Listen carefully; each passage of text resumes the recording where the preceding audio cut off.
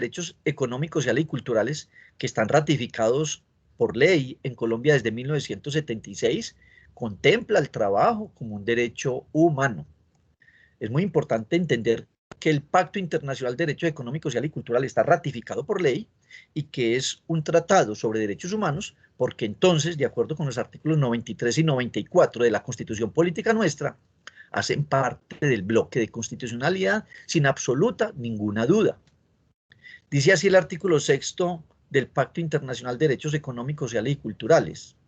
Abre comillas, el derecho al trabajo incluye el derecho a escoger o a aceptar libremente un empleo. Exige de los estados proporcionar orientación y formación técnico-profesional a las personas. Y en su artículo 7 indica, se reconoce a toda persona el derecho a gozar de condiciones justas y favorables de trabajo, que aseguren salario equitativo e igual por trabajo de igual valor, seguridad e higiene en el trabajo, descanso, disfrute de tiempo libre, limitación razonable de horas de trabajo, vacaciones periódicas y remuneración y días festivos. El artículo 9 del Pacto Internacional de Derechos Económicos, Sociales y Culturales contiene el derecho a la seguridad social como derecho fundamental. En esta misma declaración, en este mismo pacto, Pacto Internacional de Derechos Económicos, Sociales y Culturales, se creó el Comité de Seguimiento al Pacto Internacional de Derechos Económicos, Sociales y Culturales, que es un grupo de expertos de nivel internacional que interpretan estas normas del Pacto Internacional de Derechos Económicos, Sociales y Culturales. Estas declaraciones, estos estudios, estos análisis que hacen los expertos seguidores penetran a la legislación colombiana a través de del denominado soft law. El soft law es una forma como ingresa las interpretaciones jurídicas internacionales a través de las sentencias de los jueces. Obsérvese que hemos demostrado, ya hemos hablado de 3 formas como ingresan las normas del trabajo internacionales a Colombia. El jus cogens, típico ejemplo, Declaración Universal de Derechos Humanos. La ratificación de los tratados, como la ley 26 de 1976, que ratificó el Pacto Internacional de Derechos Económicos, Sociales y Culturales, como es una ley ratificatoria de un tratado sobre derechos humanos, pertenece a nuestro bloque de constitucionalidad. Y hay otra forma como ingresan las normas internacionales del derecho del trabajo a nuestra normatividad, el denominado soft law, que en inglés traduce pues literalmente derecho blando, que es el acogimiento que los jueces y magistrados hacen en su jurisprudencia de la interpretación que los organismos de expertos internacionales hacen al estudiar, al interpretar las declaraciones de derechos humanos y los tratados de ellos. Por eso, el Comité de Seguimiento del Pacto Internacional de Derechos Económicos, Sociales y Culturales emite casi que anualmente unos documentos que se denominan observaciones generales. En la observación general número 18, el Comité de Seguimiento del Pacto Internacional de Derechos Económicos, Sociales y Culturales indicó lo siguiente para advertir que el derecho del trabajo era un derecho fundamental. Abre comillas. El derecho al trabajo es un derecho fundamental reconocido en diversos instrumentos de derecho internacional. El Pacto Internacional de Derechos Económicos, Sociales y Culturales, a través de su artículo 6, trata este derecho más extensamente que cualquier otro instrumento. El derecho al trabajo es esencial para la realización de otros derechos humanos y constituye una parte inseparable e inherente de la dignidad humana. Toda persona tiene el derecho a trabajar para poder vivir en dignidad. El derecho al trabajo sirve al mismo tiempo a la supervivencia del individuo y de su familia y contribuye también en tanto que el trabajo es libremente escogido o aceptado a su plena realización y a su reconocimiento en el seno de la comunidad. Cierra comillas. Observación general número 18 del Comité del Pacto Internacional de Derechos Económicos, Sociales y Culturales. De acuerdo con lo que hemos visto hasta ahora, podemos encontrar, digámoslo así, 3 principios implícitos en la Constitución Política nuestra en materia de derecho del trabajo. Repito, que es que la relación de trabajo, empleador, trabajador y las circunstancias que ello implica han cambiado profundamente. estamos en la economía de servicios, en la economía digital. Pues aquí en este momento estamos comunicándonos virtual, digitalmente. Y por lo tanto, ha habido un cambio profundo en la forma de trabajar. Por ello, entonces, la Constitución Política del 91 estableció unos principios y, acorde con esas nuevas circunstancias, podemos indicar que hay al menos estos tres principios implícitos en materia del derecho del trabajo en la Constitución. Me voy a referir primero a un concepto que ha cambiado profundamente y en el cual siguen ensartadas las altas cortes, el Consejo de Estado, la Corte Constitucional misma, la Corte de Suprema Justicia, Sala de Casación Laboral. Estamos enredados todavía en el concepto de subordinación, es decir, la dependencia directa del trabajador de quien le da órdenes, de quien usufructúa su trabajo, pero a través de órdenes e instrucciones directas. Y resulta que hoy en día estamos envueltos por una serie de situaciones, como acabo de indicar, esta misma, las plataformas digitales, que difuminan, que hacen que se esparza, que no se sienta de manera concreta esa subordinación. Entonces, la subordinación como característica central de la relación de trabajo pasa en estos tiempos en que estamos a un segundo plano ante la realización del trabajo de una persona natural en favor de otra y a cambio de una remuneración. Por eso hace presencia la parasubordinación laboral, y esta es la figura reiterada en la relación de trabajo hoy en día. La subordinación laboral es un concepto que se debe resignificar en la actual era de la economía de servicios y de la economía digital. Es por lo anterior, por lo que para concretar la protección constitucional al trabajo y a los trabajadores, y esta es una propuesta que humildemente hago, debe reclasificarse el trabajo humano en tres categorías o clases de trabajador persona natural.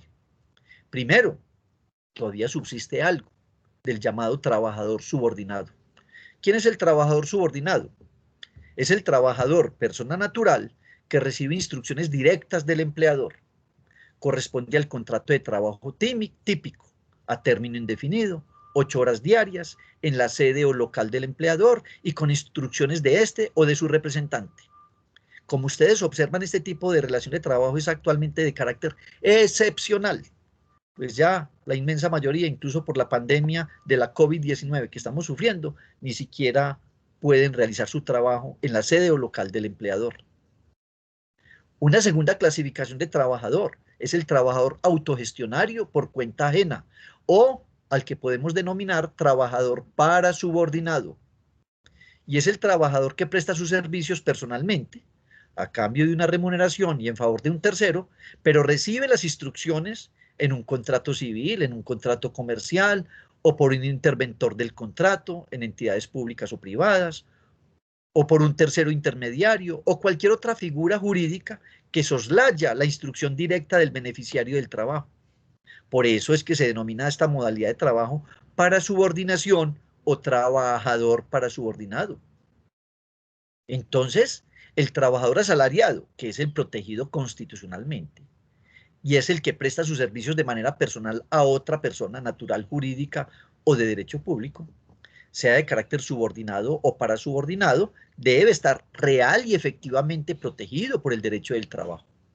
Y en este último caso, en el del trabajador puro parasubordinado, su remuneración es la única posibilidad de subsistencia propia de su familia.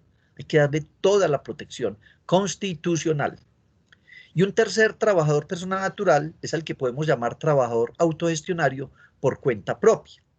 Aquí están entonces los trabajadores informales, micro y familiempresarios, un grupo amplio que en Colombia representan casi la mitad de la situación laboral en Colombia. El trabajador autogestionario por cuenta propia, entonces, es aquel que realiza una tarea, actividad o proceso por cuenta propia, a su propia iniciativa y bajo su propio riesgo, siendo dicho trabajador, el autogestionario por cuenta propia, el exclusivo beneficiario perjudicado con el resultado de su gestión. En este caso específico no se presenta subordinación ni parasubordinación para establecer relación de trabajo, pero ese trabajador autogestionario por cuenta propia también debe ser protegido, tal como lo ordena la Constitución. pues todas las formas de trabajo tienen orden constitucional de protección. Pero obviamente aquí la protección se hace de otra manera, y la protección aquí al trabajador autogestionario por cuenta propia se debe hacer por la sociedad y por el Estado y la sociedad jurídicamente organizada.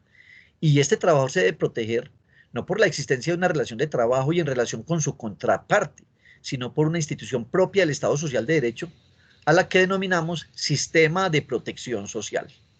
Sistema que incluye las garantías, la solidaridad y la universalidad del sistema de seguridad social.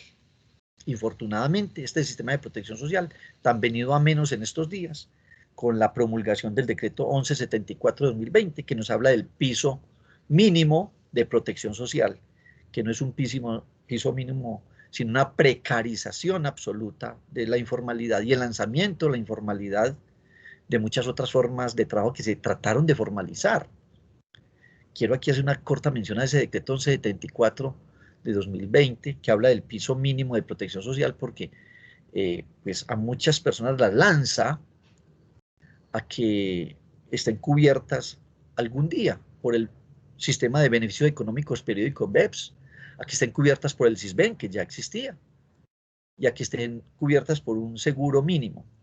Y como contrasentido en una de sus normas indica que pueden pertenecer a este sistema, a este piso mínimo de protección social, voluntariamente cualquier otra persona que no esté en el piso mínimo de la protección social.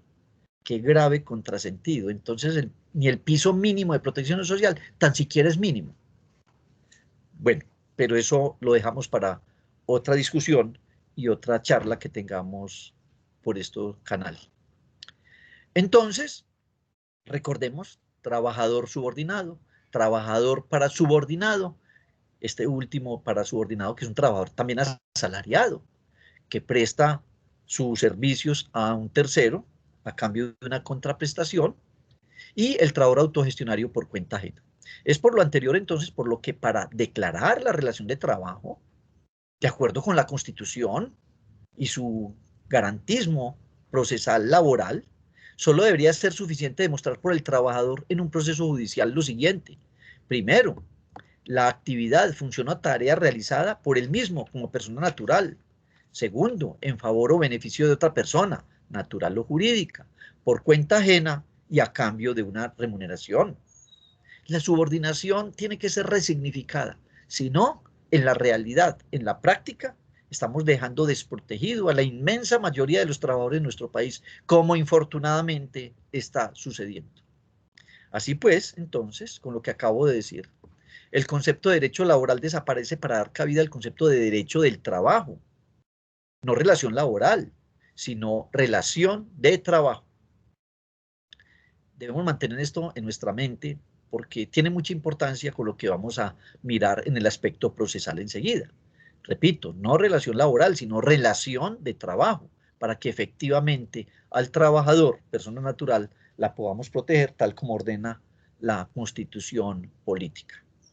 Así entonces, como consecuencia de lo enunciado, podemos indicar la existencia del siguiente principio constitucional implícito. Toda relación para desarrollar una actividad, tarea u oficio por una persona natural en beneficio de otra persona, natural o jurídica, y a cambio de una remuneración, en actividades o tareas propias de labores misionales permanentes de la organización que contrata el trabajo. Es una relación de trabajo. No puede ser de otra manera diferente. Toda persona que presta un servicio a otra para una labor misional permanente y, claro, con esa proyección, con esa vocación de permanencia, es trabajador de dicha organización, de dicho empleador que desarrolla la labor misional permanente, repito. Todavía, enredados como estamos en el concepto de subordinación, no hemos podido dar aplicación a este principio constitucional implícito, cometiendo, a mi parecer, bastante injusticias en los procesos laborales. No se puede admitir otra cosa diferente, mucho menos exigir al trabajador la prueba de la subordinación. Ello, entre otros argumentos jurídicos, porque el contrato de prestación de servicios tiene vocación de temporalidad. Así lo ha ordenado en varias sentencias la Corte Constitucional. Léase al respecto la sentencia C665 de 1998. mientras que una labor misional permanente, como su nombre lo indica, tiene vocación de permanencia.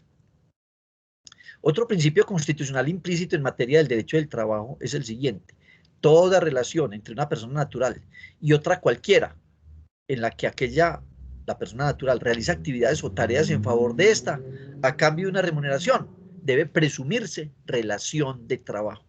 Y ese debe ser un principio constitucional. Y lo es. Lo que pasa es que no está expreso, no es explícito. Por eso es un principio constitucional implícito. Esta teoría de los principios constitucionales implícitos está muy desarrollada en España y en Argentina.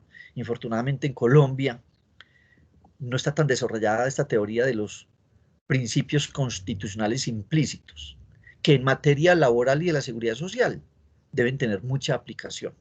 Pero lo dejo como inquietud para que profundicemos en este tema y en otra charla conversemos de ello. Los principios constitucionales implícitos y especialmente en materia del derecho del trabajo y de la seguridad social. Así pues, entonces, no puede tomarse como relación mercantil, civil o de cualquier otra índole la prestación que haga de un servicio, una tarea, una función, una persona natural en favor de otra. Esa carga es carga procesal del beneficiario de la tarea o trabajo, desvirtuar esa relación de trabajo y demostrar la verdadera autonomía técnica, administrativa y financiera del presunto contrato civil o comercial. Para la salvaguarda de los derechos fundamentales contenidos en la Constitución, entre ellos los derechos fundamentales del trabajador y del beneficiario de la seguridad social en pensiones, fue establecido en la misma Constitución política el que podemos denominar aquí procesalismo constitucional, es decir, el derecho procesal constitucional. Quiero llamar la atención, que ustedes pongan mucho cuidado. Derecho procesal constitucional no es sinónimo de principios constitucionales del derecho procesal. Los principios constitucionales del derecho procesal son diferentes, pero en cambio el procesalismo constitucional es un conjunto de mecanismos, precisamente, jurídico-procesales que estableció la Constitución política a su interior para la protección de la intangibilidad de los derechos fundamentales, entre ellos, obviamente, el derecho del trabajo y el derecho de la seguridad social. La Constitución política entonces estableció mecanismos procesales constitucionales directos, tales como la acción de tutela, tales como el derecho de petición, tales como la inaplicación constitucional contenida en el artículo 4 de la Constitución, mecanismo supremamente útil para la judicatura y en manos de los buenos abogados litigantes para hacer valer los principios jurídicos constitucionales en favor del trabajador. El artículo 4 de la Constitución nos dice lo siguiente, abre comillas: la Constitución es norma de normas. En todo caso de incompatibilidad entre la Constitución y la ley u otra norma jurídica, se aplicarán las disposiciones constitucionales, cierre comillas. Ahí está contemplada la denominada inaplicación constitucional, que en concordancia con el inciso quinto del artículo 53, sobre el que volveremos enseguida un momento, hacen un mecanismo jurídico procesal constitucional de una altísima potencia jurídica en manos de los jueces y de los buenos abogados litigantes. Infortunadamente, en varios años que llevo en la judicatura como juez laboral, solo una vez, y en un caso pues en materia del acto legislativo 01/2005, he visto que los abogados soliciten inaplicación constitucional de unas normas de carácter legal. Y se puede solicitar. Es un mecanismo de una profunda importancia. La Corte Constitucional en varias sentencias nos ha hablado entonces sobre la necesidad de aplicar directamente los principios jurídicos constitucionales y los derechos fundamentales. De allí pues el procesalismo constitucional. Llamo la atención sobre sentencias como la T-406 del 92, sentencia C-1064 de 2001, C-695 de 2002, entre muchas otras, donde dijo la Corte Constitucional, abre comillas: los principios, valores y derechos no son declaraciones o ideales, son garantías efectivas, mandatos que deben ser cumplidos, cierra comillas. Es por lo anterior por lo que podemos decir que el derecho procesal constitucional es un conjunto de mecanismos jurídico-procesales contenidos en la propia Constitución política y en la jurisprudencia constitucional, incluyendo el bloque de constitucionalidad, para hacer valer la eficacia y protección real, no simbólica ni teórica, de los derechos fundamentales, es decir, los derechos sociales fundamentales. Así entonces, el derecho procesal son remedios jurídico-procesales que aseguran el funcionamiento real y efectivo del Estado social de derecho, sus valores y sus principios. Según el tratadista colombiano Ernesto Rey Cantor, sobre este tema indica, abre comillas, el derecho procesal constitucional es aquella disciplina que se ocupa del estudio de las garantías constitucionales, las que consisten en instrumentos procesales que sirven para efectivizar el respeto de la jerarquía normativa que señala la Constitución y el respeto y cumplimiento de los derechos humanos que la Carta Magna establece. El autor mexicano Héctor Fix-Zamudio, un estudioso del derecho constitucional, dice sobre este punto, abre comillas, algunos autores le dan una extensión muy amplia, ya que consideran que el procesalismo constitucional debe comprender en el análisis de todas las normas fundamentales. Cierra comillas. ¿Por qué fue necesario por el constituyente primario de 1991 establecer el derecho procesal constitucional? Es decir, que la Constitución contuviera a su interior mecanismos jurídicos procesales, la acción de inconstitucionalidad, la inaplicación constitucional, el derecho de petición, acción de tutela, acción de nulidad o revocatoria directa de actos administrativos, la acción de cumplimiento, la acción de nulidad. ¿Por qué fue necesaria? Fue necesaria por unas circunstancias que infortunadamente hoy en día están más vigentes que nunca. Primero, porque muchas autoridades administrativas y judiciales siguen dando preeminencia a la ley antes que a la normatividad constitucional.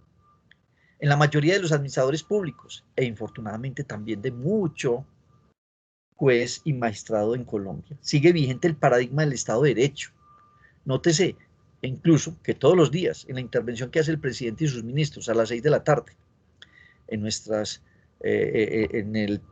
las ondas televisivas, observamos que el presidente de la República y sus ministros reiteran la existencia de Estado de Derecho y se solazan hablando de Estado de Derecho. No, señores, es el Estado social de derecho. Por eso hay una resistencia a cumplir los principios y los derechos sociales constitucionales. Una segunda causa, por lo cual fue necesario crear el derecho procesal constitucional, los desajustes institucionales que desequilibran la voluntad de constitución.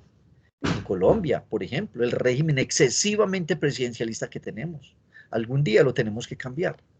Ustedes observan cómo el presidente de Colombia hoy en día ya tiene casi muchísimas partes de los poderes públicos en sus manos, con el manejo presupuestal, de empleo público y de otras posibilidades amplias que tiene por ser el presidente de la República de Colombia.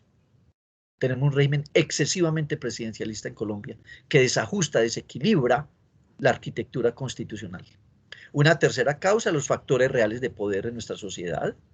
La concentración del ingreso y la propiedad en Colombia es altísima y hay unos grupos económicamente muy poderosos que han penetrado el Estado, que no les gusta que se aplique el Estado social de derecho. Y por último, la resistencia política a obedecer la Constitución. Por ejemplo, la omisión del Congreso de la República a emitir el nuevo Estatuto del Trabajo, que le ha ordenado el artículo 53 de la Constitución. La omisión legislativa de emitir una ley orgánica de ordenamiento territorial que efectivamente actualice la organización de las entidades territoriales en Colombia. Hay una resistencia del Congreso de la República a obedecer a los mandatos constitucionales. Y aquí les quiero profundizar un poco en algunos principios procesales constitucionales, muy en materia laboral especialmente. El inciso quinto del artículo 53 de la Constitución, que en concordancia con el artículo cuarto, sería un mecanismo muy importante de una potencia jurídica muy alta. Dice así el inciso quinto del artículo 53 de la Constitución, abre comillas, la ley, los contratos, los acuerdos y convenios de trabajo no pueden menoscabar la libertad, la dignidad humana, ni los derechos de los trabajadores. Cierra comillas. Obsérvese, ni la ley, ni los contratos, ni los convenios de trabajo, las convenciones colectivas, nada pueden desconocer los derechos de los trabajadores. Qué mandato constitucional tan profundo en materia de derechos sociales fundamentales del trabajador, pero tan desconocido. Ese mandato contenido en el inciso quinto del artículo 53 de la Constitución, en conjunción con el artículo cuarto de la Constitución, haría entonces un mecanismo procesal constitucional en materia de los jueces, en materia de los abogados litigantes, que lo tienen que argumentar, solicitar y hacer un razonamiento en cada caso en particular de tal manera que se haga valer, a falta de tener unos mecanismos procesales legales actualizados. El inciso segundo del artículo segundo de la Constitución Política nos indica que el Estado y las instituciones son medio para garantizar el acceso efectivo de todos a sus derechos sociales, entre ellos de los trabajadores y beneficiarios de la seguridad social. Es decir, el Estado y el derecho mismo es un medio o un instrumento de realización de los derechos sociales para el alcance de la dignidad humana. Observes en este punto que en el Estado de Derecho las instituciones son fin primordial. En el Estado de Derecho se decía, las personas pasan, las instituciones quedan. En el Estado de Derecho se decía, dura es la ley, pero es la ley. En el Estado Social de Derecho ya no es así. El centro no son las instituciones, el centro son las personas y su dignidad. El centro es la vida. El centro político, jurídico, el Estado Social de Derecho es la vida digna. La libertad, la igualdad real y efectiva, y la libertad como posibilidad de participar en la vida económica, social y política. El artículo 13 de la Constitución, en sus incisos segundo y tercero, indica que el Estado debe garantizar, o mejor, proteger a todas las personas en situación de debilidad.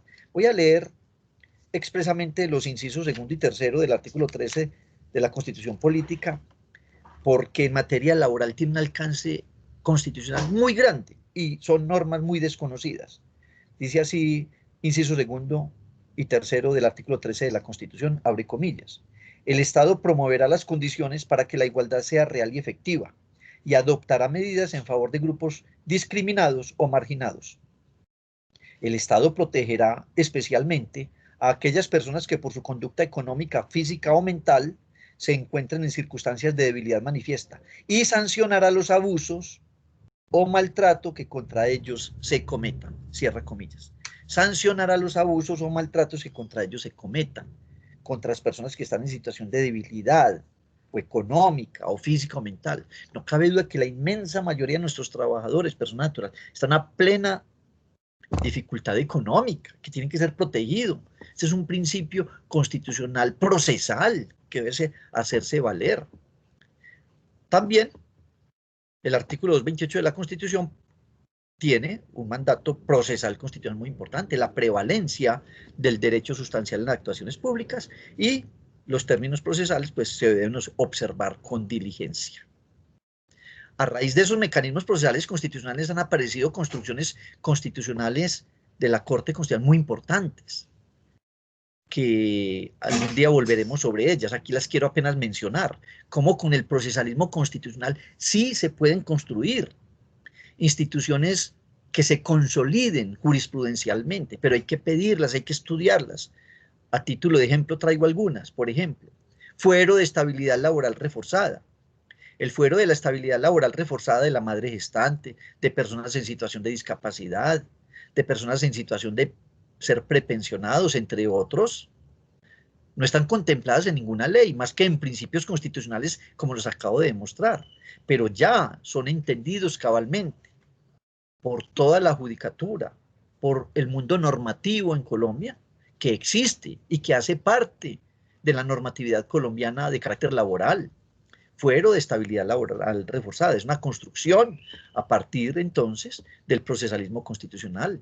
El derecho social fundamental al mínimo vital, el estado de cosas inconstitucional sobre el que ha habido tanto desarrollo, la línea jurisprudencial de la Corte Constitucional sobre inaplicación constitucional en materia de derechos sociales fundamentales, la no derogatoria tácita de normas contentivas de derechos sociales fundamentales por aplicación del principio constitucional de progresividad.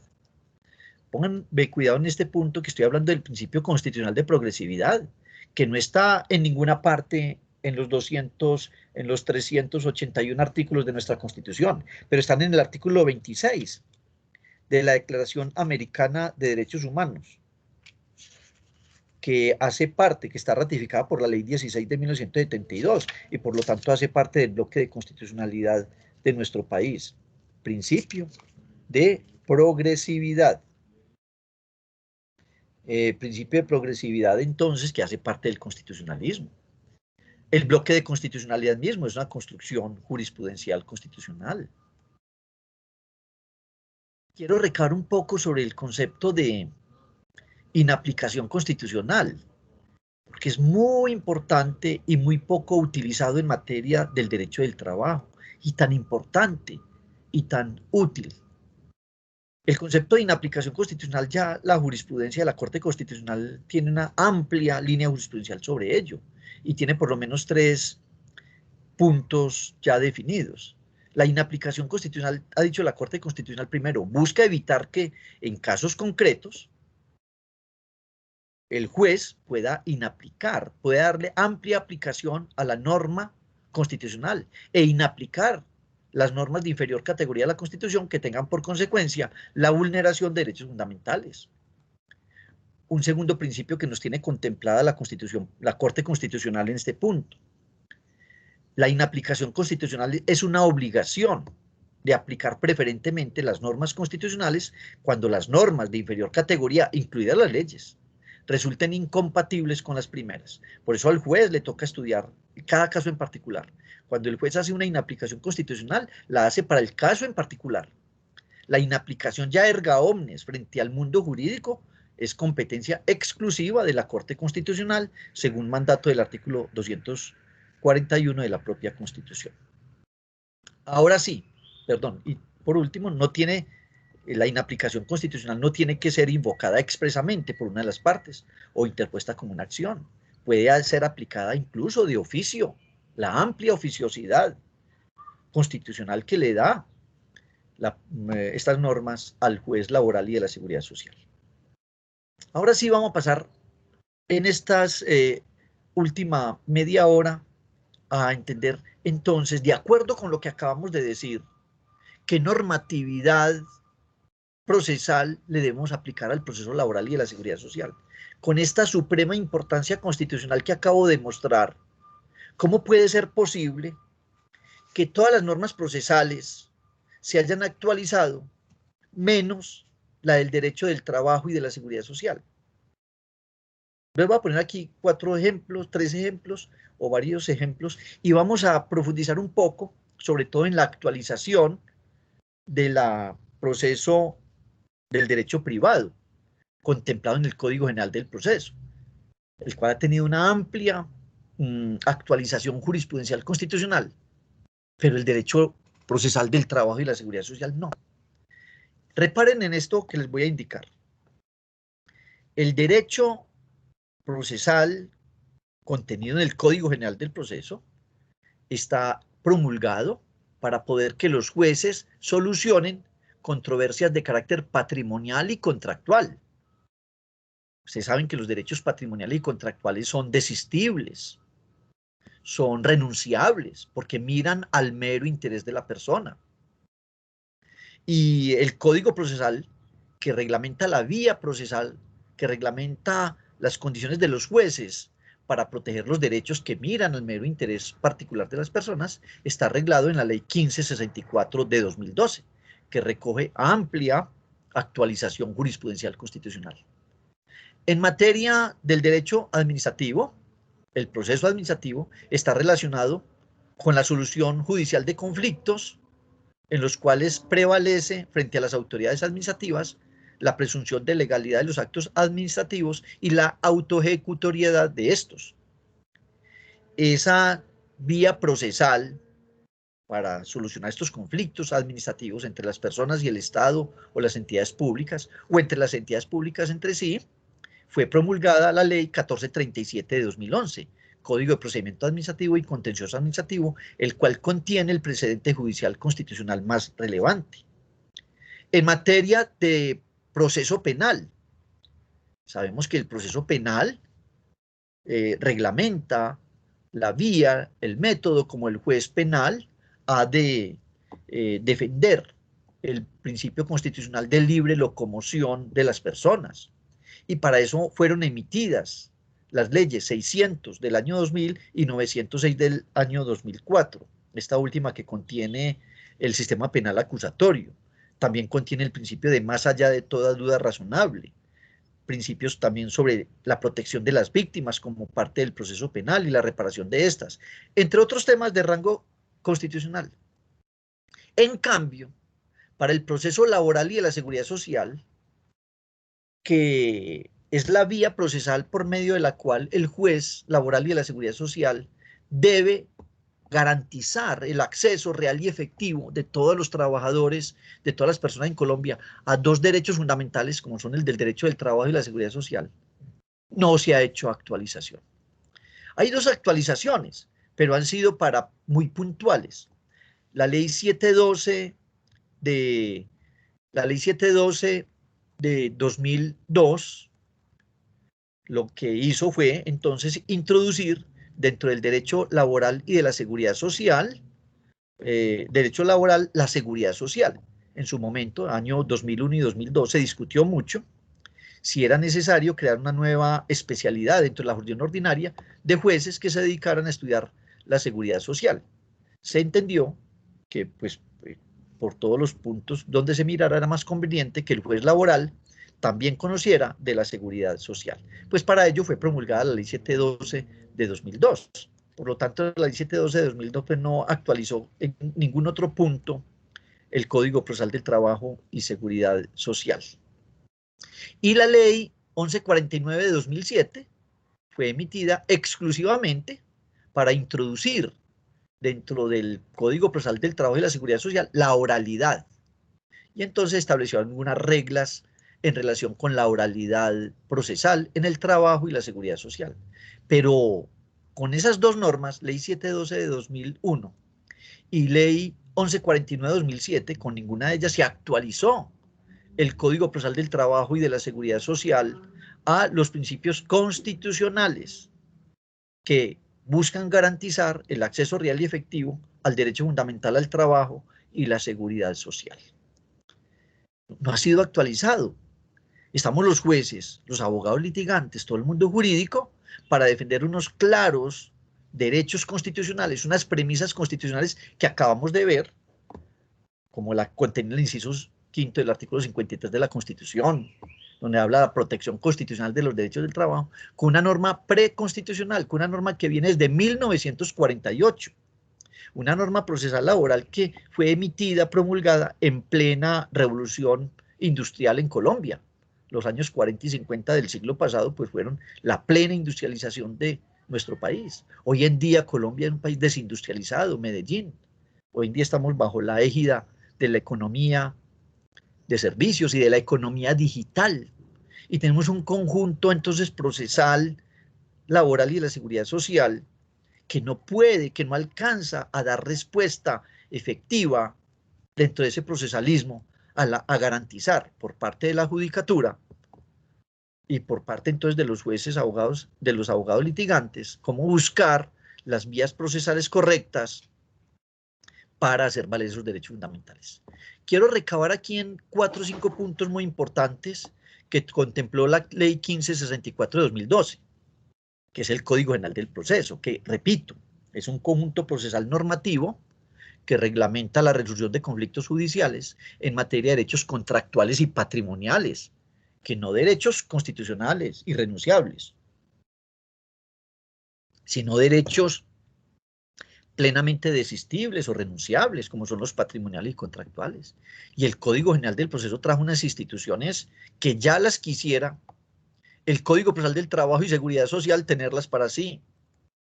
Voy a citar aquí 5 o 6 ejemplos para contraponerlos, porque de acuerdo con muchas personas, entonces debemos tener, para aplicar el derecho procesal del trabajo, remitirnos al Código General del Proceso, y el Código General del Proceso, lo repito una y mil veces, regula es derechos patrimoniales y contractuales, que son desistibles, que son renunciables, que se donan. Si yo quiero los defiendo, no. Los derechos sociales fundamentales son irrenunciables, imprescriptibles. Son de orden público porque miran al interés de la sociedad, porque a todos nos interesa que vivamos dentro de la dignidad humana.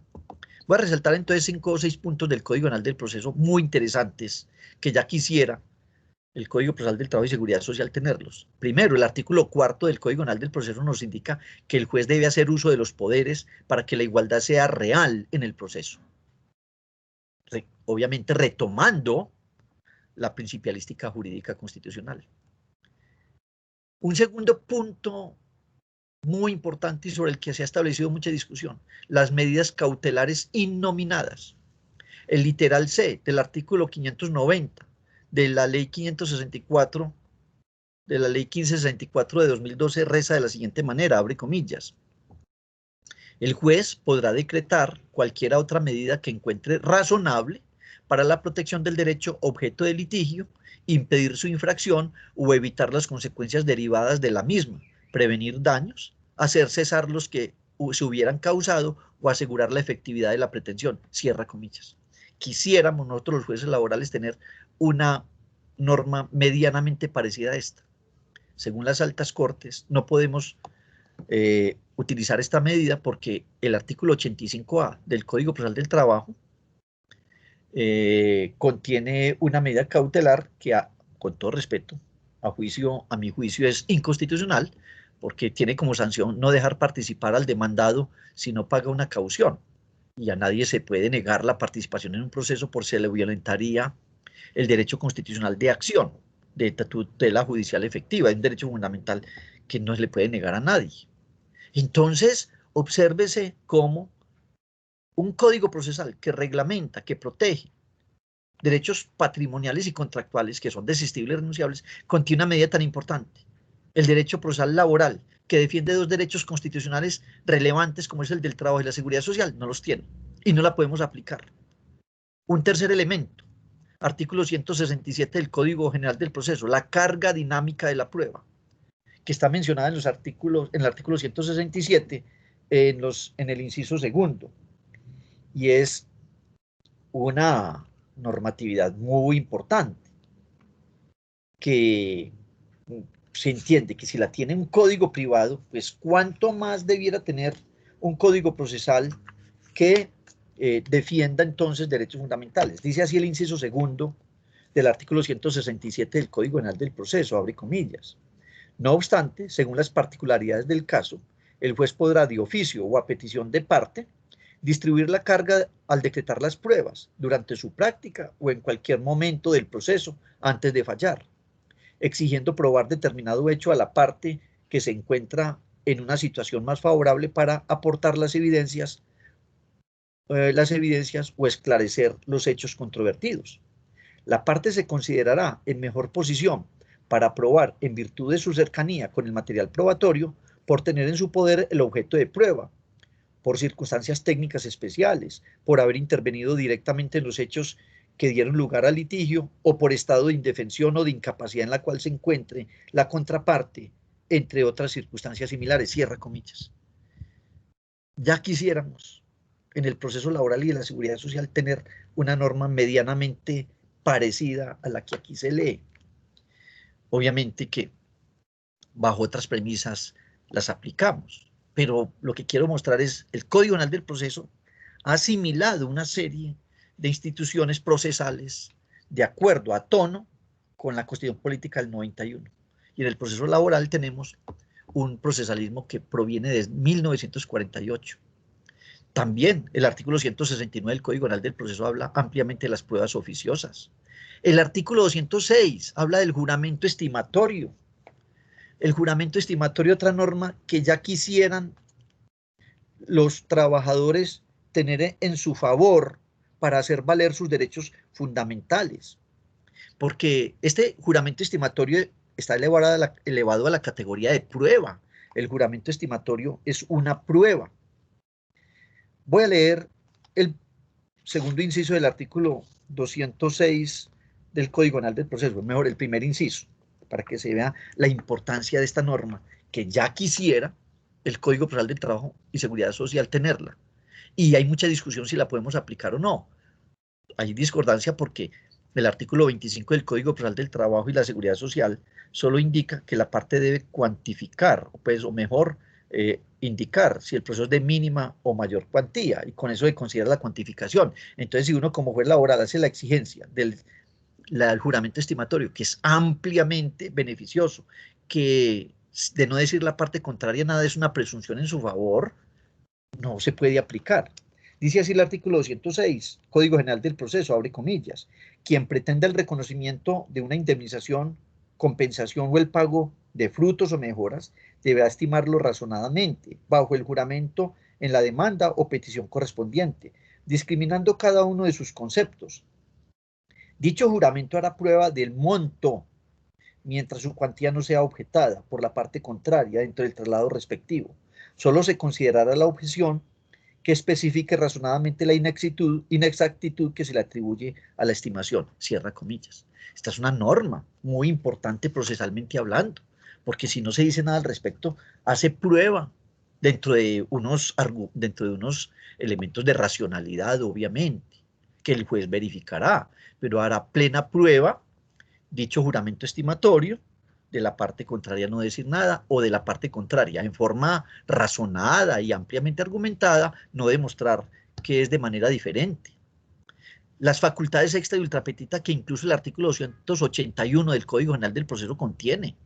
El artículo 281 del Código General del Proceso contiene una mención al principio de congruencia. En el parágrafo primero del artículo 281 del Código General del Proceso, tenemos entonces unas excepciones a ese principio de congruencia a través de las facultades extra y ultrapetita que tiene el juez en algunas circunstancias. Y quiero recabar acá. Hay otras normas de derecho privado, como la Ley 1258/2008, ley que crea las sociedades anónimas simplificadas, que en su artículo 43 trae una norma que ya quisiéramos tenerla en el Código Procesal del Trabajo y Seguridad Social. Se prohíbe realizar actos jurídicos que tengan como efecto defraudar a terceros. En el Código Procesal del Trabajo y la Seguridad Social no hay mínimamente una norma similar. Esta, que es una norma de carácter mercantil, la contiene. Obviamente que esta es expresión de un principio constitucional, el del artículo 95, numeral primero, que se habla pues de nadie puede abusar de su propio derecho, que hay que actuar de buena fe, y del artículo 13, inciso tercero, que habla de que nadie puede abusar de su posición dominante o abusar de su posición. Creo yo entonces que esta es expresión de un principio constitucional y podemos en derecho laboral aplicarlos.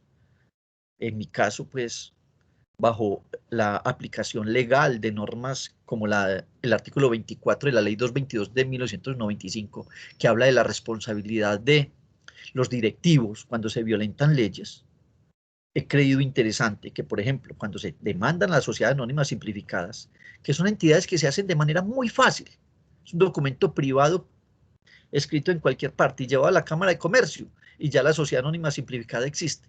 Y como se hace tan fácil, se deshace muy fácil y se defrauda facilísimo, y especialmente a los trabajadores, que son partes, con todo respeto lo indico, no es ninguna discriminación en contra de las sociedades anónimas simplificadas, sino es la evidencia de la realidad.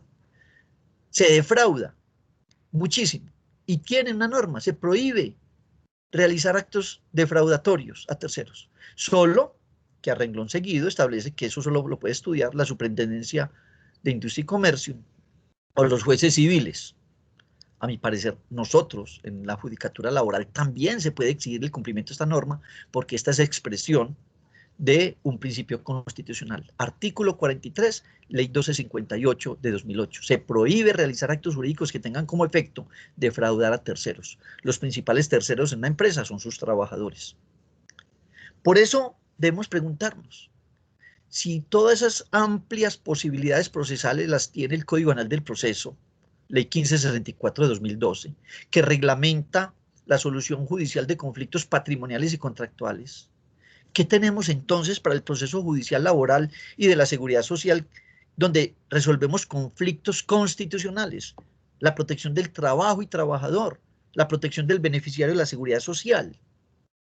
En la sentencia T1303 de 2001 dijo la Corte Constitucional, abre comillas, no tendría coherencia que se protegieran todos los derechos humanos, menos los que se refieren al derecho al trabajo, cuando en la Constitución de 1991 el trabajo es un derecho fundante, artículo primero. Es una finalidad de la propia Carta, preámbulo, y es un derecho fundamental, artículo 25, cierra comillas. Sentencia T1303 de 2001. Y hago hincapié en esta sentencia porque no cabe duda. ¿Qué tenemos entonces los jueces laborales y la seguridad social como vía procesal? ¿Qué tienen los abogados litigantes? El derecho procesal constitucional. A mí no me cabe duda. Pues tenemos una normatividad que viene de 1948. Tenemos una normatividad privada, Código Penal del Proceso, que tienen amplias facultades y que a veces se discute si se pueden aplicar incluso en laboral o no. Pues claro que sí se pueden aplicar, porque son ejercicios de protección de los derechos de los trabajadores y beneficiarios que debe hacer el trabajador. Recuérdese que el proceso judicial laboral y de la seguridad social trata de conflictos sobre dos derechos fundamentales constitucionales, el trabajo y la seguridad social. Es por ello por lo que, con excepciones en algunos temas genéricos, con algunas excepciones, no podemos aplicar el Código General del Proceso. El Código General del Proceso es un derecho, un código privado. El Código Procesal del Trabajo, sus principios jurídicos, reglas normativas e instituciones jurídicas datan de 1948. Fue un código procesal promulgado en plena economía industrial para darle efectiva protección procesal al Código Sustantivo del Trabajo y a la Ley Sexta de 1945, normas estas dos últimas que siguen vigentes porque el Congreso de la República ha omitido su obligación constitucional de promulgar un nuevo Estatuto del Trabajo y también una nueva Ley Procesal Laboral. Estas dos obligaciones, emitir un nuevo Estatuto del Trabajo y una nueva Ley Procesal del Trabajo, no la veremos cumplida en muchos años. Infortunadamente, todos lo vemos todos los días. Tenemos un Congreso ensartado en pequeñas peleas politiqueras, en un montón de circunstancias que hacen que no se avisora en el corto plazo que tengamos un efectivo código sustantivo de trabajo actualizado a la economía digital, a la economía de servicios que tenemos, a los principios constitucionales protectores. Por eso entonces, allí aparece como especial consecuencia unas circunstancias frente al juez que miraremos enseguida. Quiero recabar sobre 4 o 5 figuras procesales que todavía se contemplan en el Código Procesal del Trabajo para mostrar cómo este Código Procesal del Trabajo y Seguridad Social es un código preconstitucional que, más que ayudarnos a resolver los conflictos y proteger los derechos laborales de seguridad social, se convierte en una barrera que impide que efectivamente se proteja a los trabajadores y a los beneficiarios de la seguridad social. Voy a mirar algunos artículos o algunos temas que tiene el Código Procesal del Trabajo y Seguridad Social y que se convierten en barreras efectivas a la garantía de los derechos del trabajador. Primero, con todo respeto por la Honorable Sala de Casación Laboral lo indica, el recurso extraordinario de casación. Este es un recurso arcaico, traicionero y elitista en contra de los derechos de los trabajadores, típico del Estado de Derecho, creado en la Revolución Francesa, la casación, para vigilar que el juez fuera la expresión fiel de la ley, no de las garantías constitucionales. Cuando el trabajador cree que ya está consolidado un derecho en su favor porque ganó en primera y segunda instancia, aparece que quien tenga más plata, que normalmente pues es el empleador poderoso, contratan grandes abogados y firmas de abogados para hacer una demanda que es muy técnica, larga, demorada, y después, a los 10 años, se le avisa al trabajador, señor, perdimos. Le dice el abogado litigante, se perdió. Pero no entiende, porque si en primera y segunda instancia se consolidó su derecho. ¿Y cuál fue la circunstancia que hizo que años después de demorado su derecho y después se le, sin saber por qué ni cómo y en qué forma, se le indica, no señor, le fue negado su derecho a pesar de que fue ganado en primera y segunda instancia? No cabe duda, este recurso extraordinario de casación hay que revisarlo, hay que reemplazarlo o por otras figuras. En el Consejo de Estado se tiene el recurso extraordinario de revisión o de unificación, habrá que mirar. Pero este recurso extraordinario de casación es una figura arcaica, preconstitucional, no cabe duda. Una segunda figura sobre la que debo llamar la atención, que contiene el Código Procesal del Trabajo y Seguridad Social, la remisión analógica que hace el artículo 145 del Código Procesal del Trabajo y Seguridad Social al Código Judicial, hoy Código General del Proceso. Si el Código Procesal del Trabajo y Seguridad Social estuviera actualizado, la remisión debiera hacerse es al decreto 2591 de 1991, norma esta que reglamenta la vía procesal de la acción de tutela, donde se defienden los derechos fundamentales constitucionales. Por lo tanto, esa remisión que hace el artículo 145 del Código Procesal del Trabajo y Seguridad Social al Código Judicial, hoy Código General del Proceso, es desueta, es preconstitucional.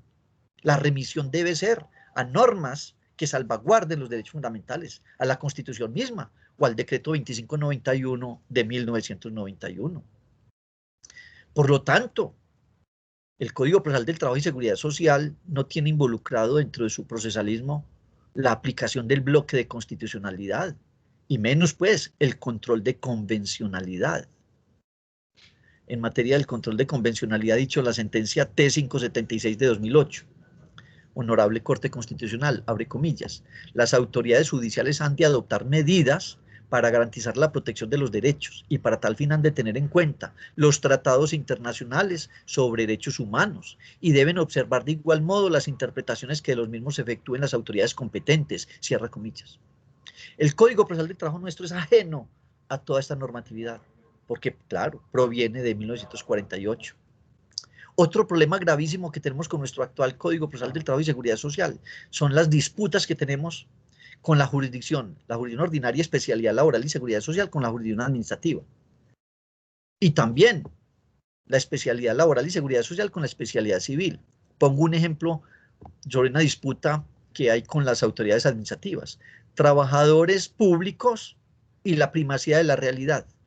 ¿Cuántos empleados públicos no tienen acta de posesión ni acta de nombramiento, el acto administrativo? Y entonces, ¿ante quién demandan? Va a la vía administrativa y a ver su acto administrativo que lo nombró, que lo posesionó. Va ante la autoridad laboral y de la seguridad social, los jueces, a ver el contrato de trabajo. Y como usted entonces realizado funciones públicas, es un trabajador público. Se le olvida, con todo respeto lo digo, y eso es producto de esta falta de actualización, que es que el contrato de trabajo es ante todo un contrato verbal, no un contrato escrito. Si el trabajador no tiene, excepto que esa persona esté realizando funciones administrativas o con jurisdicción y mando, en el resto del caso pertenece a la jurisdicción ordinaria, especialidad laboral y seguridad social, pero hay una alta disputa. También trabajadores asociados a las cooperativas de trabajo asociado están por fuera de la justicia laboral. Otro problema laboral gravísimo, y son las cargas probatorias que por las altas cortes y en aplicación del proceso judicial constitucional reglamentado desde 1948 se le impone al trabajador. O sea, el trabajador es el que tiene que demostrar la subordinación en el contrato realidad. El trabajador es el que tiene que demostrar las horas que trabaja, horas extras y dominicales y festivos cuando no se las pagan. El trabajador es el que tiene que demostrar que no le pagaron las 2 horas semanales que para estudio y trabajo ordenado el 90. Se le imponen al trabajador cargas probatorias que son diabólicas. Se deben establecer una amplia gama de presunciones en favor del trabajador. Así es como efectivamente se garantizaría la defensa del derecho fundamental del trabajo y de la seguridad social. Pero nada, tenemos una codificación procesal antigua que nos mete en problemas. Ni qué decir de la impunidad en las retaliaciones efectivas que hacen los beneficiarios del trabajo de las personas naturales, despidos, aislamientos, listas negras, entre otras. Por eso nos preguntamos, ¿se debe crear una especie de presunción en favor de los trabajadores? Una especie entonces de, digamos, de ampliación de fueros. Al no aplicar el procesalismo constitucional en el proceso judicial laboral y de la seguridad social, hemos caído en una minusvaloración del derecho del trabajo y de la seguridad social en la jerarquía de valores y garantías constitucionales. Como acabo de demostrar, tiene más amplias garantías el que es beneficiario de un derecho que mira a su mero interés particular, el Código Penal del Proceso, con esa figura de las medidas cautelares innominadas, con esa figura de la carga probatoria, de la carga dinámica de la prueba y otras, de la juramento estimatorio, entre otros. Tiene más garantías que el trabajador y que el beneficiario de la seguridad social en pensiones. Y eso es un imposible jurídico dentro del Estado Social de Derecho, pero en eso caímos. Por ello, y para terminar en estos últimos 5 minutos, quiero referirme a las implicaciones que lo que acabo de decir tiene en el juez. El juez laboral y de la seguridad social es un juez que concreta que debe hacer el Estado Social de Derecho, no cabe duda. Infortunadamente, con todo respeto, no es lo que está ocurriendo, ni por las altas cortes, ni por los jueces. Estamos todavía con la mentalidad del Estado de Derecho, no del Estado Social de Derecho. Todo esto lo digo con inmensa respeto por mis compañeros de trabajo y por los magistrados de las altas cortes. Es el juez en el Estado Social de Derecho quien hace manifiesto y concreto el derecho de cada cual, mediante deliberación y argumentación.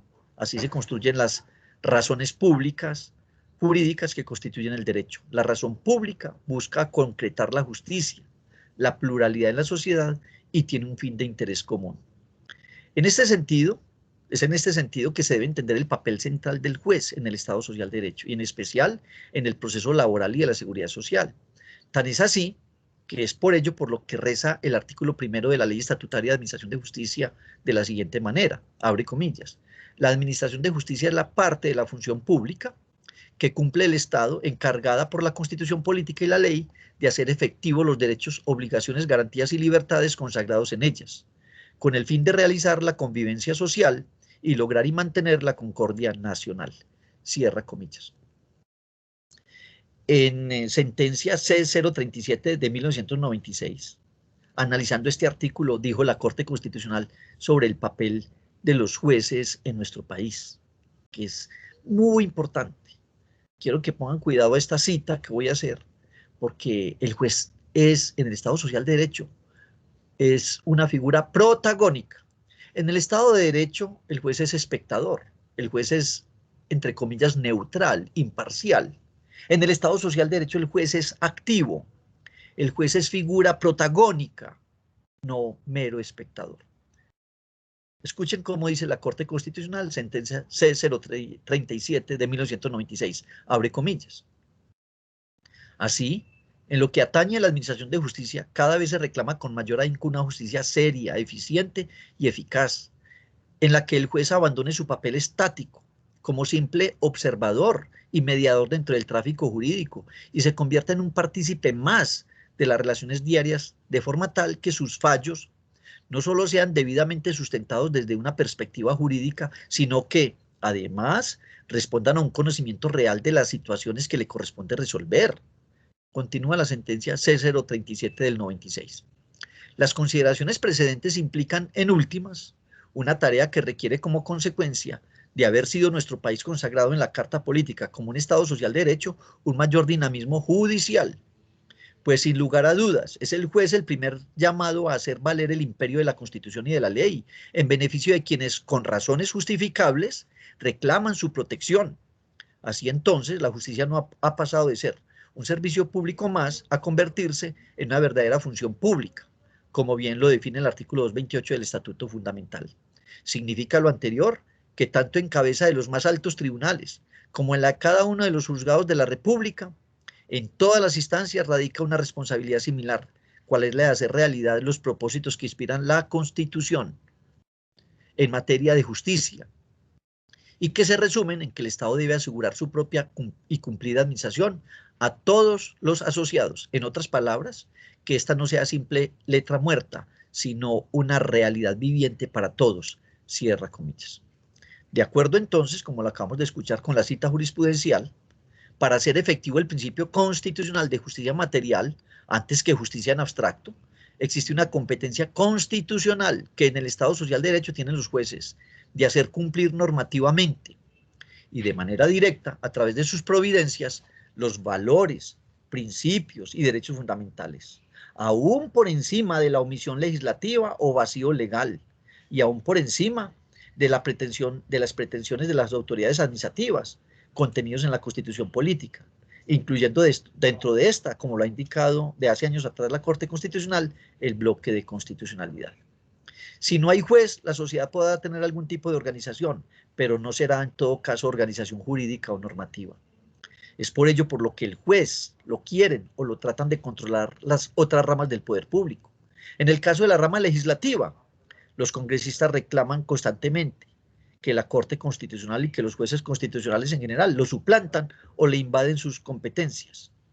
La rama ejecutiva, con el presidente de la República a la cabeza, señala que la ineficacia o falta de compromiso de los jueces no deja avanzar el país. Cada rato lo escuchamos.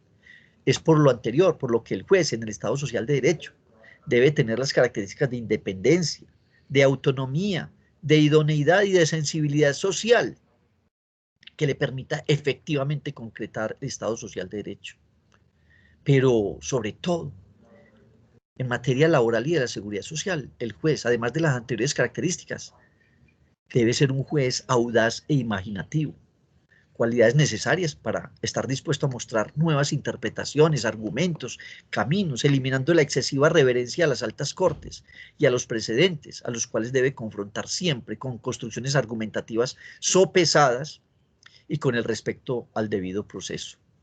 El juez en el Estado Social de Derecho debe proponerse lograr, entre otros, los cometidos de asegurar los deberes sociales del Estado y los particulares, garantizar la vigencia de un orden justo, facilitar la participación de todos en las decisiones que los afectan, restablecer la igualdad real y efectiva a las personas en situación de debilidad manifiesta, integrar los valores y principios constitucionales a la normatividad jurídica, hacer respetar la supremacía de las normas constitucionales. Estos, entre otros múltiples roles que dentro del Estado Social de Derecho debe cumplir el juez. En el Estado Social de Derecho, y especialmente en materia laboral y de la seguridad social, el juez también debe ser visionario y soñador, pues debe estar convencido que con su actividad judicial ayuda a construir un mundo mejor, en el sentido moral y ético de este adjetivo, pues en el Estado Social de Derecho las normas morales y éticas sí pertenecen al derecho. También el juez laboral y de la seguridad social debe ser apasionado. De no ser así, será un lánguido y pusilánime ganapán, como lo dice Miguel Ángel Osorio en su libro El alma de la toga. Un ganapán que tímido y desganado tomará decisiones sin alma, abatido por el peso de la responsabilidad que tiene encima. Es por todo lo anterior que el juez en el Estado Social de Derecho y sobre todo el juez laboral y de la seguridad social no puede ser neutral. Debe ser políticamente comprometido con el Estado Social de Derecho, con la protección de los derechos fundamentales del trabajo y de la seguridad social, principios y derechos que el juez encarna. Lo propio del juez en todas partes y en toda circunstancia, en el Estado Social de Derecho, es ser objetivo y no arbitrario, pero no neutral, que es diferente. Esta última posición, neutralidad o un juez expectante, es lo propio del Estado de Derecho, pero estamos en el Estado Social de Derecho. El juez en el Estado Social de Derecho y sobre todo el juez laboral y de la seguridad social no puede ser un juez pasivo. Debe practicar el activismo judicial, obviamente de manera consciente, argumentada y siempre respetuoso del derecho fundamental al debido proceso. No puede ser el juez temeroso, pues lo llevaría a ser un juez descaracterizado y totalmente sugestionable. Hay actores interesados en hacer prevalecer sus intereses, incomodando y atemorizando a los jueces. El juez no puede ser mero replicador de las sentencias de las altas cortes, como ya los dijimos. A los magistrados de las altas cortes, todo el respeto y todo el reconocimiento por su dedicación al estudio del derecho, pero no la irreverencia irracional cuando no aplican y no dan preferencia a los principios y normas jurídicas del Estado Social de Derecho. Si el juez de instancia no estudia las particularidades del caso, puesto a su conocimiento y estudio, antes que nada bajo la óptica protectora de la Constitución, y solo se dedica a hurgar la solución más parecida dada por las altas cortes en casos similares, sin adaptarlas y sin profundizar en los elementos jurídicos constitucionales, renuncia a construir un derecho viviente y dinámico, renuncia a aplicar un derecho materialmente justo y digno, y lo que es peor, las más de las veces sigue plasmando y concretando el Estado de Derecho que se pretendió superado por nuestro Estado Social de Derecho. Este punto debo indicar lo siguiente y con todo respeto por mis compañeros jueces laborales y por los magistrados de las altas cortes. Hoy en día se llega a ser miembro de las altas cortes, no por un concurso de méritos en el que predomina el conocimiento jurídico, el manejo académico, el aporte a la ciencia del derecho y la sapiencia y experiencia de la práctica del humanismo. No. La elección de magistrados de las altas cortes se realiza actualmente por un mecanismo en el que prima el cabildeo, el lobby y la politiquería. Y ese camino se empieza a recorrer desde que se ingresa a la judicatura. Ningún juez quiere ganarse la malquerencia de los magistrados de las altas cortes y tampoco de los magistrados de los tribunales superiores. Por eso se observa y se palpa un excesivo reverencialismo a la doctrina probable de las altas cortes. Con escasísimas oportunidades se observa que un juez se atreva a salir de los linderos que le marca la doctrina probable. No se hace uso del mecanismo que autoriza el Código General del Proceso en el artículo 7º, que le autoriza al juez a apartarse de la doctrina probable. Obviamente, con la suficiente argumentación jurídica para ello. Y eso en el proceso laboral y de la seguridad social es fatal, pues estamos replicando sentencias que la más de las veces tienen como fundamento principal el Código Procesal del Trabajo y la Seguridad Social de 1948, una codificación preconstitucional. Actualmente se está proponiendo una reforma a la Ley Estatutaria de Administración de Justicia. Animo a todos los jueces que, a través del Colegio de Jueces y Fiscales, estudiemos esa propuesta de reforma e impulsemos la elección de los magistrados de las altas cortes por concurso público de méritos, única manera de tener una verdadera independencia y autonomía en la rama judicial. Como conclusión, entonces, observamos que el trabajo y la seguridad social son derechos fundamentales, constitucionalmente protegidos, pero que la resolución judicial de sus conflictos se debe aplicar, es entonces el procesalismo constitucional. El Código Procesal del Trabajo y la Seguridad Social es una norma de carácter preconstitucional actualmente, no ha sido actualizada, y aunque la normatividad procesal civil sí ha sido actualizada con la promulgación del Código Penal del Proceso, norma a la que remite el artículo 145 del Código Procesal del Trabajo y Seguridad Social, es un imposible jurídico que normas procesales que regulan derechos privados o particulares que son renunciables y desistibles se apliquen para la defensa de los derechos de jerarquía constitucional, como lo son los del trabajo y de la seguridad social. Es por lo anterior, por lo que la normatividad aplicable al proceso judicial laboral y de la seguridad social es el procesalismo constitucional, más cercano al decreto 2591 de 1991 que a la ley 1564 de 2012, tales como medidas cautelares innominadas, facultades extra y ultrapetita, integración de partes de carácter oficioso, amplias facultades oficiosas probatorias, entre otras.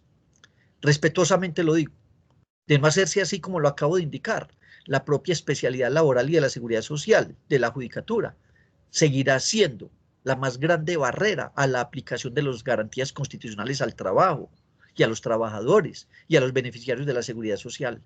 Procesos largos, pruebas diabólicas a cargo de los trabajadores, inexistencia de medidas cautelares en los procesos declarativos, instituciones propias del mero Estado de Derecho como la de la seguridad jurídica, que se contraponen a la justicia material, esta sí propia del Estado Social de Derecho, son, entre otras, parte de una lista de barreras de acceso a la administración de justicia que tenemos que derrumbar. Si alguien todavía duda de que el juez laboral y de la seguridad social es un juez constitucional, por todo lo que aquí he dicho, me permito recordar que el propio Código Procesal del Trabajo y Seguridad Social nos hace jueces constitucionales, pues reza así el artículo 48 del Código Procesal del Trabajo y Seguridad Social, abre comillas. El juez laboral y de la seguridad social asumirá la dirección del proceso adoptando las medidas necesarias para garantizar el respeto de los derechos fundamentales y el equilibrio entre las partes, la agilidad y rapidez en su trámite. Cierra comillas. Muchas gracias. Hasta aquí entonces esta intervención que yo espero es que deje algunas inquietudes en ustedes, que dejen camino para seguir explorando y profundizando. El Estado Social de Derecho tiene que ser una realidad. Hasta ahora ha sido más teórico que real. Ustedes ven, infortunadamente, en la Dirección General del Estado está hoy en día el grupo político y económico que no le ha gustado que se aplique la Constitución. Por eso hablan de Estado de Derecho. Es labor de todos nosotros hacer cada día, como lo diría el maestro Rudolf von Jhering en su libro La lucha por el derecho. Todos los días construimos el derecho. Quiero dar aquí la palabra a alguno, si quieres una intervención corta o alguna pregunta. Entonces, alguno que quiera hablar, hacer una intervención corta de máximo 2 minutos o hacer alguna pregunta.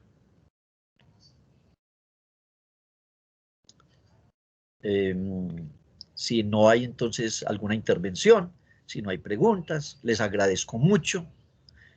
Recuerden que esta conferencia queda en la página YouTube del Colegio de Jueces y Fiscales y en la página web del Colegio de Jueces y Fiscales, para que sea escuchada, para que sea transmitida entonces y enviada a otros compañeros y a otras personas interesadas, y para que lo escuchen sus alumnos en las universidades. Yo confío en que en las facultades se empiece a estudiar mucho el nuevo procesalismo constitucional, se profundice y se trabaje arduamente en lo que es el derecho procesal constitucional. Les agradezco mucho entonces. Si alguien quiere hacer una pregunta, que escucho como por ahí alguien. Les agradezco entonces mucho. Una feliz tarde para todos y nos veremos en una próxima oportunidad a través del Colegio de Jueces y Fiscales. Muchas gracias y un feliz descanso para todos.